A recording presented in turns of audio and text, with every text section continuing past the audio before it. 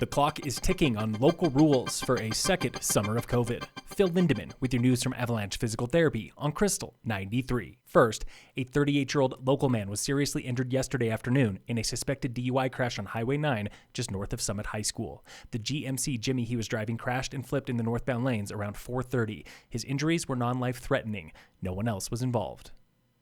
Dillon is the first and likely only local town to greenlight drive-up cannabis sales. Town council last night approved drive-up dispensaries by split vote 4-3, despite backlash from residents. Native Roots in Dillon has already been selling pot this way since December, thanks to a statewide emergency rule for COVID. Frisco and Silverthorne recently said no to drive-up sales. Breckenridge will likely do the same. The COVID clock is ticking. I need to understand what our timeline is between now and essentially a week and 2 days from now that will have us ready to begin this new chapter in the marathon that is COVID. That was Commissioner Tamara Pogue from yesterday's Health Board meeting, commenting on Summit's delayed planning for summertime regulations. County Manager Scott Vargo responds. We do want to put out there some dates that say, as of this date, we expect that the 2-household rule is gone. The 10-party limit is gone. We're not going to ask restaurant hosts and hostesses to be tracking some of that contact tracing information to try to ease some of the burden on them. And we're going to, I think, again, try to refocus our energy around wearing masks, washing hands, maintaining distance where you can. Public Health hopes to have a draft plan ready by tomorrow for approval as soon as next week.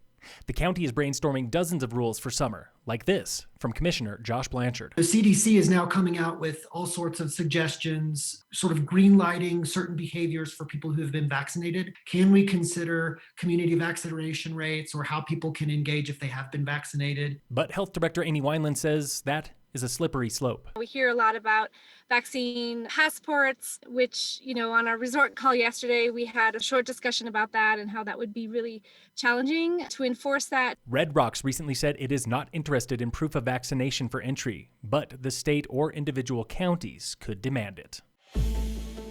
This week on the State of Summit. I was the deputy ranger for about 4 years under Bill Jackson. So it's real exciting for me to be back in the county. That was Adam Bianchi, new district ranger for the Dillon Ranger District. He is joined by right-hand man Chris Stewart, coming to Summit from Washington. And I have quite a bit of experience and background in fuels work, post-fire work, a whole slew of things, but also busy rec forests and working with partners. The two-state wildfire is a top priority, just like it was when Bianchi left the district, but now with several years of hindsight. Pretty difficult and often confrontational about some of the forest and dead tree removal work that was happening around the county, but between the Peak 2 fire, just kind of makes some folks realize that we're not immune to wildfire. Watershed health is another top project. Colorado's pretty famous for its water rights issues.